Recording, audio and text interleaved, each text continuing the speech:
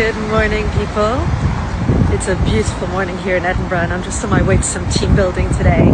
Look at that blue sky and sunshine. And I just wanted to come on because it is World Mental Health Day today.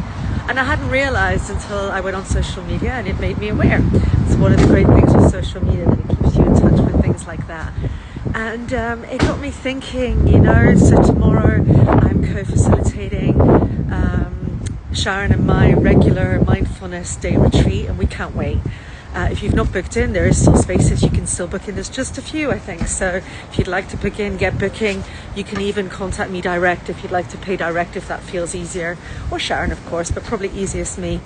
But it got me thinking about World Mental Health Day. And you know me, I'm always going on about mental health and how important it is to talk about mental health. And I'm just going to go to the side here and share our stories and raise awareness and normalize mental health.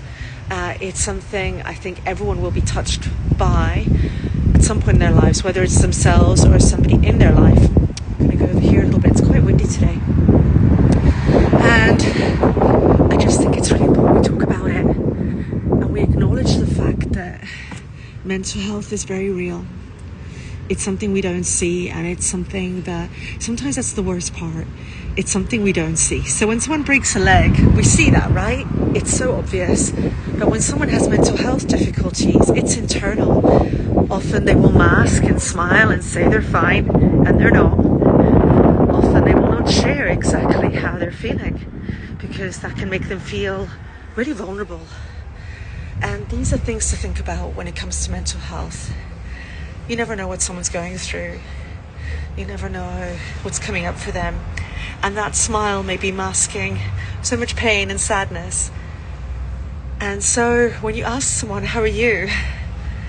If you have the energy, and that's really important, by the way, as well, that you feel you have the energy and capacity, then when they say they're fine, why not ask, are you? Or what have you got planned today? Just start a conversation with someone. Give them a smile. Smile to that person on the bus, walking past them on the street. These little acts of kindness and compassion are so important. And I wanted to share that. On World Mental Health Day, why not share more compassion and more understanding? Smile more when you walk past someone. You really ask them how they are.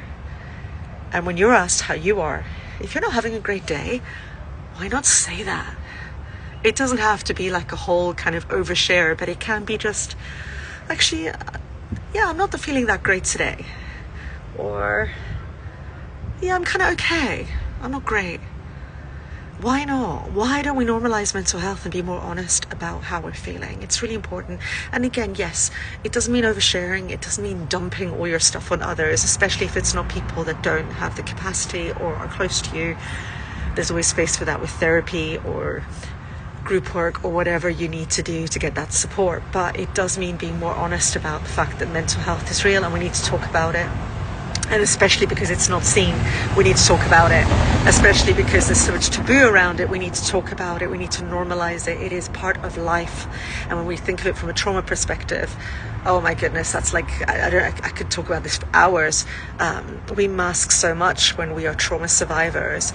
And that is absolutely linked to our mental health, our emotional well-being, our emotional regulation. And of course, that lovely nervous system, of course, which I'm always going on about. So yes, prioritize your mental health, share more smiles, show more compassion.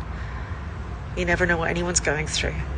And on that note, tomorrow I'm so looking forward to our Mindfulness Day retreat. As I said, if you haven't booked and you'd like to join us. It's going to be a day of complete restoration and relaxation and being in the present moment. And it's at the Restoration Yard. The weather's looking amazing, so we're going to go forest bathing. We're going to do some drumming. I'm taking my synthesizer. We're going to connect that to the plant life in the forest.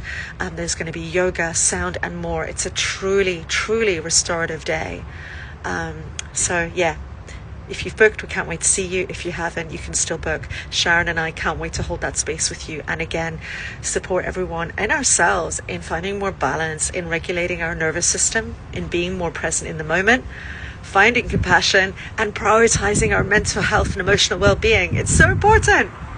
Okay, I better go. Have a beautiful morning, afternoon, evening, wherever you are. And I hope it wasn't too windy and you could hear me. Take care from me, Corey, from Coa. You're in the heart of Edinburgh on a beautiful day.